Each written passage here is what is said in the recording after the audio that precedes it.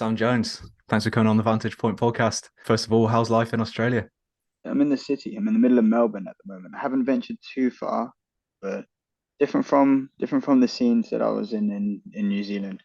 A lot more buildings. But I've not been down to Australia or New Zealand. What would you say are some of the biggest cultural differences you notice between here and there? well, in New Zealand, I I managed to hitchhike basically all over the country. You probably struggle to do that in England. I did try and hitchhike once in England. I used to live in New Zealand when I was younger, from 12 to 17, I think I was. And when I moved back to England, I thought I'd try and hitchhike, I think home from college one day because I missed the bus or something silly like that. And nah, man, you don't. I just was not getting picked up. But when I was hitchhiking this time in New Zealand, I was getting picked up all the time. Easy, easy. Covered the whole country without having So to you pay think are for people anything. It was friendly? cool. What is it? Is it just people are friendlier there or what? There's less people, so it creates some sort of different connection. The fact that there are less people there is what I think. When there's so many people around, like in England or in like cities, you see so many people that you don't really give much time to people. But when there's less people, I think people have a bit more time for others.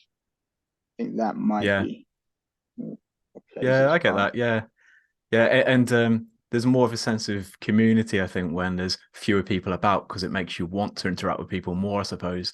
And Yeah, and also exactly. when there's a lot of people, it's like you feel like you're stretched thin sometimes, especially when you're, under stress for your job or whatever, and you're on your way to Yeah, work. It's like yeah, you just haven't got time to deal with the people outside of the ones you have to deal with. yeah, exactly that, man. Exactly that. So talk to me about Eternal Breath, your breathwork program. What does that involve? What goes into making a breathwork program? It's a 9-day program. There are four practices that I've made, and all of those four practices they're about slowing down the pace of your breath. So you might be familiar with like Wim Hof or some Yeah, other styles that's of the breath ice work. bath guy, right? Yeah, yeah, yeah, yeah. Yeah. So it's a bit different from that.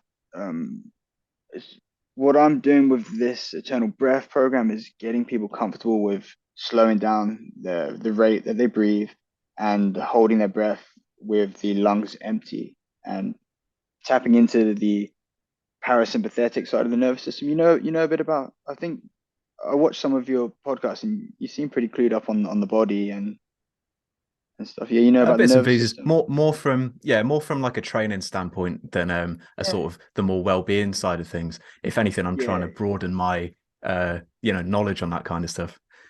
So yeah. yeah, tell me more about it. What else are some of the like the positive health benefits you would gain from controlling your breath like that? Well, it seems that the majority of people, well, most of the time, we're existing in like the sympathetic side of the nervous system where we're kind of giving all the time, we're draining ourselves. It's almost like the batteries are kind of, yeah, being drained, it's being used. And then when we tap into the other side of the nervous system, it could be like charging the battery. We don't always sleep deep enough. Uh, I have a few clients who have struggled with sleeping, and they're tired quite often. But when we practice regularly slowing the pace of your breath, kind of getting in tune with what that side of the nervous system does and what it feels like, then the body can dive deeper into that when it does go to sleep, and then you're kind of improving the rest that you get. So you're charging the batteries better at night, and you can charge them Right. consciously when you sit down for 20 minutes and slow your breath. Is it sort of by bringing down your, I suppose, your cortisone levels and the things that make you stressed out in the day allows you to sleep better at night? Is that the sort of theory Y- behind it then? Yeah, yeah, and also slowing as you slow the pace of the breath, the heart rate slows down. I'm not sure if you've seen There's a video I put on Instagram. It was a while ago. Had like a heart rate monitor on my finger, and I was speeding up I was just sat like this. I was just using my breath to speed the heart rate up, and then using my breath to slow it down. So faster breath, faster heart rate, slower breath, lower heart rate, and Is that the one where you're sitting and outside? um, I think I was inside. I think I was inside Oh, of never that mind. one. Must be a But different one but yeah, then. But yeah, yeah, I get the yeah, theory though. Okay, interesting, yeah, yeah. interesting. It's quite simple. So Quite simple. are you are you someone then who's struggled a lot in the past with stresses and anxieties?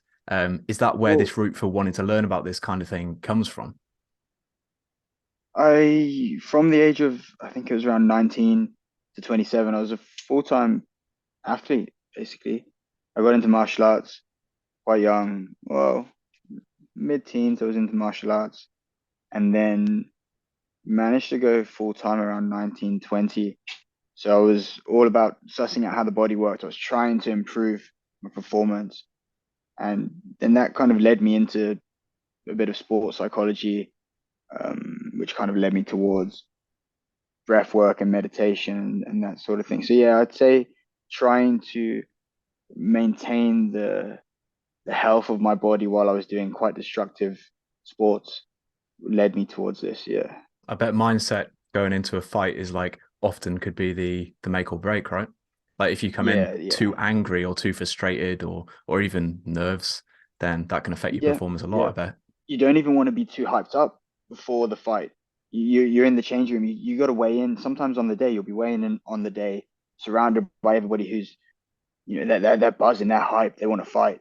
And there's people in the changing rooms kind of shouting, and then you're doing that sort of like rituals and stuff that they're doing, getting really aggressive. And a lot of the time I'd be laid down, while everybody's all hyping themselves up. I'll be laid. I'll be waiting. I'll be breathing slow, keeping calm until it's actually worth expelling any energy. You don't want to get hyped too soon, and then sort of, yeah. I used to see a lot of that in the changing rooms when I was boxing or doing the Thai boxing. People hyping themselves up too early. I'd done it. I'd done it myself as well early on in my career. And then by the time you get to the ring, you're like, oh no, I've peaked too soon. I've peaked too soon. Driving to the gym sometimes, I'll put really loud tunes on in the car, thinking I'm gonna have a sick workout if I hype myself up on the way. And then by the time I get there, suddenly sound's off because the car's stopped.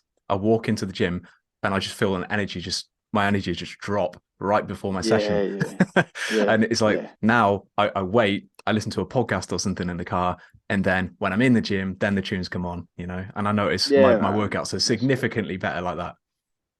Yeah, cool, cool. Yeah, that's great. Yeah, so when you're listening to the podcast, you'll likely be breathing slower, at an easier kind of pace, and then maybe if you listen to your music, your breath's going to speed up, your heart rate's going to increase. So you're basically tapping in, you're draining yourself before you actually physically drain yourself. So have you always been like this calm, or were you more aggressive back when you were fighting, or can you just switch that on when you need to? I think it was hard to tell until my nose started taking a bit of punishment.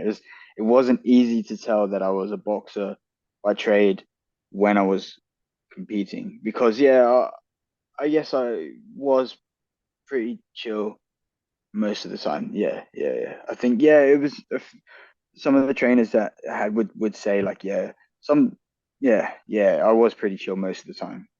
There wasn't a lot of time where I'd get super stressed or worked up even when I was competing as a boxer. Yeah, I suppose that's an advantage as well, to be fair. Like, the only times I've really seen it work is in guys like Mike Tyson, who are just exceptions to the rule, where they come in with like full on pent up aggression and just take it out on their Yeah, opponent. yeah, And that's all yeah, good yeah, until you meet someone like an Evander Holyfield, where suddenly it's not working and and you end up going backwards almost.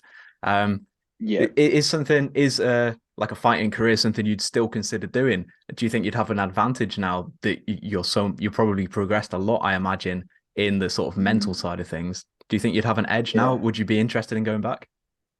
I mean, you're right. I do feel like I've progressed a huge amount since I last competed, but I don't.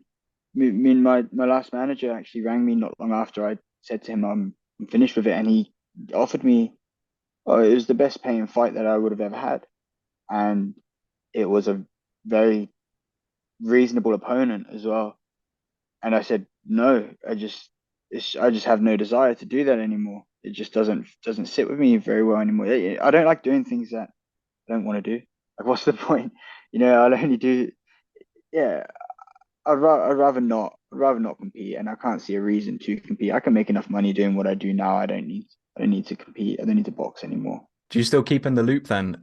Just with regards to like the fighting community, did you watch like Jones versus Gan and like recent fights like that?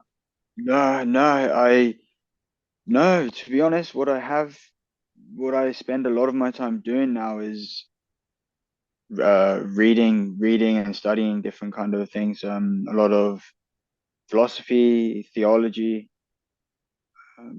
psychotherapy, psychology. Like I've really in the last few years I've really got into the study of the mind more than the study of the body. But I did start heavy studying the body from I was from around 19. I just dove in, really wanted to make this machine work as well as I could. And I got to a degree that I was happy with, and then progressed to studying the mind. The name of your Instagram page, I hope I'm saying this right, Toroidal Dynamics, right? Yeah, Um, that's the one. That's the one. so I've seen you talk a lot about, torus fields and energy Mm, fields yeah, and this kind of pattern. I was flicking through your highlight stories and you're identifying these patterns that you're seeing everywhere. And I'm looking around trying to see what you're seeing. Explain to me, like yeah. what is a torus field and how do we interact with them? How can we channel that kind of energy? What is it? Yeah, so the torus field is it's the energy of uh, electromagnetism. Seems to be the baseline of all energy. It's in its 3D form, it's kind of like a ring donut or an apple. And this is why the apple is so relevant in the Old Testament. It was the forbidden fruit was an apple, and so if you were to chop the apple in half, you see the creates this kind of figure of eight. Yeah, so Right. that's like the cross reference of the torus field. Did you ever remember in school putting a magnet in iron filings? Yeah, and it makes like that shape around the magnet on a piece of paper Yeah. with the little shards. Yeah, Yeah, and it's a figure of eight. You remember the shape? You remember yeah, the pattern? yeah. Yes. Yeah, so that's the shape of magnetism there. It's an eight. And obviously we know that the eight is the in numerology it like represents infinity. And you would have Mm. seen in my highlight reel the analemma of the sun and the moon, the path that they appear to leave above us if we were to watch them. They draw eights in the sky. The Another example of the torus field is our literally our body. We can see the examples of electromagnetism for our body. So our rib cage, you see the two Mm. circles here, the rib cage of It's our an eight. torso. Yeah. Yeah. So even in the word like tor, the root of torso, Taurus, and you were talking with Oh, right. Kiesha, movement Keisha, yeah, mentor. Yeah, yeah. yeah. She's great. She's great, and she was mentioning about the chakras, and so like you can see at the base of our torso we have red, and then at the top of the torso we have blue. You ever seen a magnet, red and blue, north and Yeah, south, of course, positive yeah, and negative? yeah. Yeah, and then in the middle we have green, earth. We have the heart literally being an anagram for earth. So Mm. here's the system. Here's the system of magnetism, electromagnetism here in the body. And they say man Okay. is the measure of the universe. So the concept or the idea, the philosophy I'm putting forth is that this pattern, this shape is at the fundamentals of our existence. You'll see it in movement as well. Uh, Yeah, Keisha shows that on yeah, her information. She puts out how a lot of our most yeah, efficient movement is through this kind of spiral, yeah, that yeah. kind of movement you're talking about. Yeah, exactly that. And the three parts of it, it can be seen in the atom, the proton, neutron, electron, three parts, positive, negative, neutral. From the micro to the macro, it seems to be a fundamental part of the makeup of our existence. And so I build my system around these laws basically. And it Mm. hasn't done me wrong so far. When you say you build your system around it, what exactly do you do that specifically interacts with that like that formation of energy then. Did you see any of the rope flow? So Right. that's all about making figures of eights with the arms, like one. Uh, it's duality. It's one up, one down, one moving left, one moving right, synchronizing the two. So there's basic. If you look at the torus, it's two opposing forces unifying, positive and negative working as one. It's the inhale and the exhale of the breath work, the push and pull of the gate cycle, the internal and external rotation of the gate cycle. Even in the massage, working the myofascial meridians using the same kind of flow of movement and energy of the torus field. It Mm. philosophically applying those concepts to the practices of the breath work. So, for example, um, recognizing that you're holding the breath purely to let go of the breath and tying that in. On when it so with the course that I run, the program, the Eternal Breath program, once we complete the 9 days, I add people into another group where we go deeper into explaining, yeah, the concepts of the torus field and toroidal dynamics and how it can be applied to, yeah, to life. There's a lot of things we don't understand about the world, right? Some people explain it through religion, some people explain it through, ghosts or energies or crystals and things like this, right? And, Yeah, yeah. karma, stuff like that. Things we don't really understand. But I've always sort of subscribed to the idea that there are energies outside of the ones that we can perceive. And perhaps even if we can't, because we've only got a certain amount of senses, so it's unrealistic to assume we can tell everything that's around us. We can't even sense Wi-Fi, and they can't detect gravity with machines. So, I think that, or perhaps they've only just discovered the gravity wave or something. Either way, it shows there's Yeah. energies outside of what Gravity we wave. can access. That's Yeah, the thing. and The wave is in the torus as well. oh well, there we It's go. the There we it's the go. double it's the double helix of the DNA. You know what the DNA looks like, right? Yeah. DNA sense. It looks like a spiral, right? Yeah. Yeah, yeah. So like the Um, top, if you were to look down at the top of the torus, it vortexes in, and that's where the mm, swastika comes from, the spinning motion of the cross. And if you were to yeah. cut that in half, that's where the figure of eight comes, which is you can see that in the double helix of the DNA. Yeah, the sine waves. So like Yeah. when you mentioned karma, you can even apply the principle of karma to the torus field. Yeah, what goes around comes around. The energy vortex is in, vortex is out, and it comes back around. Yeah, it so you will find this pattern across probably everything you've just mentioned about people using to explain existence, especially religion. You'll find the Mm. torus in, yeah, all religion that I've studied enough. I've found the torus field present in it. Assuming there are energies outside of what we can see, um, presumably they'd follow that same pattern, right? Even if we don't know they're there. That's what I would say. Yeah, yeah, that is what I would quite confidently. Yeah, I would go with that. Yeah. What do you think about I don't suppose you've got any theories on this, but what do you think about like ancient cultures, like the ones who perhaps built the pyramids, people who existed beyond the ice ages and things like that? How much have you looked into that kind of stuff? And do you think they had a better understanding of this kind of energy that might be all around us?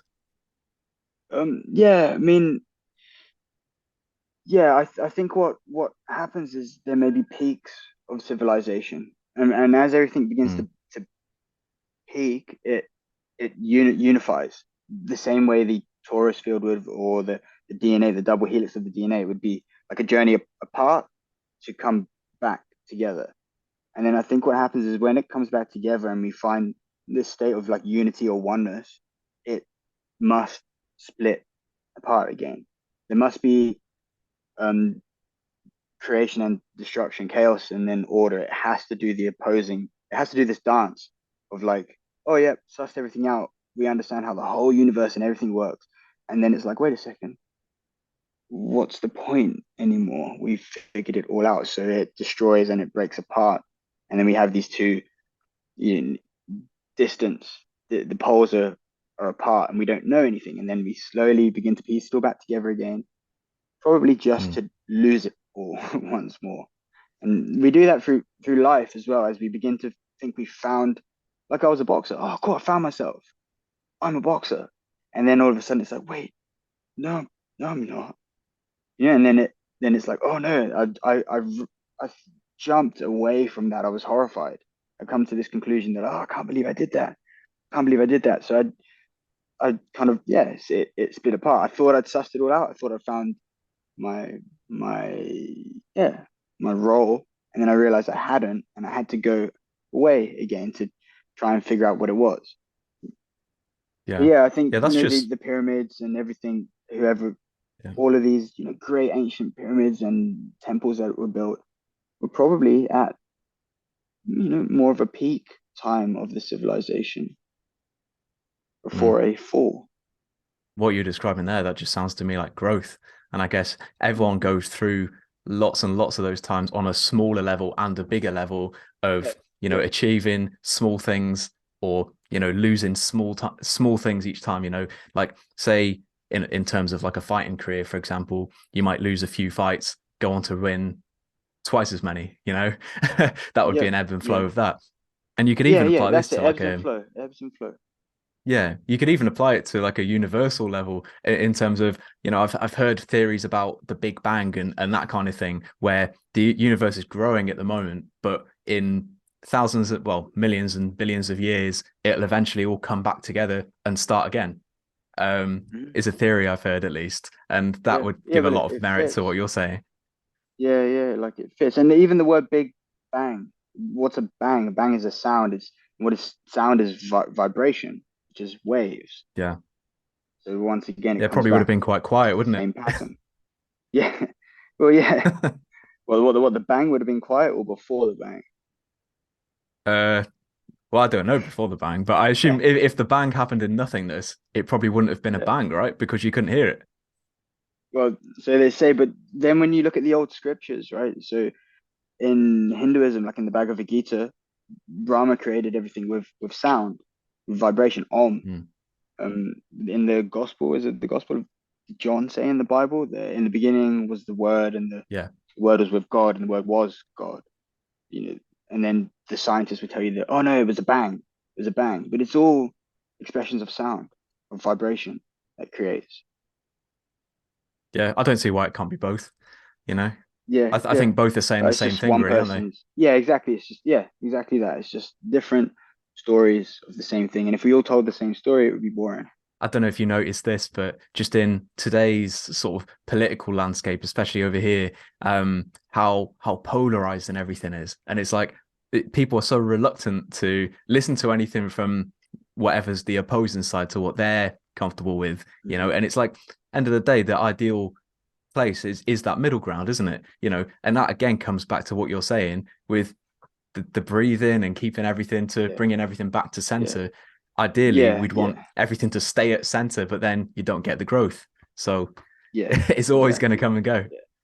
Yeah, yeah, yeah. So yeah, you will, there will be times of stress and times of bliss, but being able to utilize your breath to help you through both sides of those poles is pretty much what the goal is, with eternal breath, and the breath work that I'm teaching is helping people remain centered through adversity, through even through joy, because we can react too fast sometimes, but if we can, yeah, Yeah. know when we can tap into our breath and essentially keep our nervous system calm, we can make more rational decisions.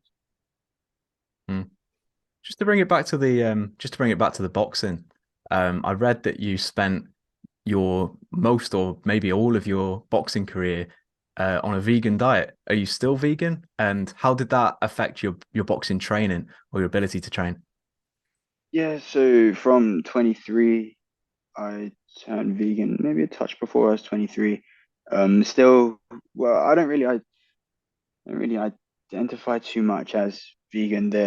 There's there seems to be a bit of Some vegans have told me to be an actual vegan, you need to be an activist. You need to be on the street doing it. I don't buy into Uh, that. Like, there's people eat meat, that's cool.